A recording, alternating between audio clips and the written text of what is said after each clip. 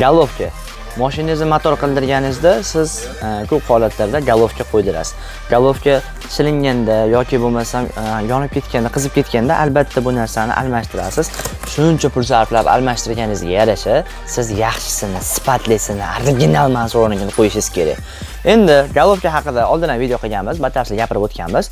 Bugungi mavzuyimiz Tico, Matiz hamda Damas galovkalari. Jinnimizdan ukam bir xil uchalasi deb komment yozishdan oldin meni gapimni yaxshilab eshitasiz. Bu uchalasi bir-biriga mutlaqo tushoradi, bir xil qo'yib yursiz bo'laveradi. Lekin qish kunlarida do'ppi tor kelib qolib, metansiz qolib ketib, benzinda yurganingizda mana buni karbyuratoriga o'tayotgan tomoni bir-biridan ozgina bilinar-bilinmas farq qilganligi uchun mashinangizni charaklatib qo'yadi. Charaklatganda ham juda xunuk charaklatib qo'yadi. Shuning uchun ko'proq benzinda yuradigan akalarga Matizda, Ticoni, Damasda o'zinikini siz faqat Mansurodan topsiz bo'ladi, originallarini. Undan tashqari boshqa hamma mashinalarga, galovka, Raspido va karnivallarda Mansuro brendidan kafolatli hamyonbop narxlarda ulgurji miqdorda xarid qilishingiz mumkin.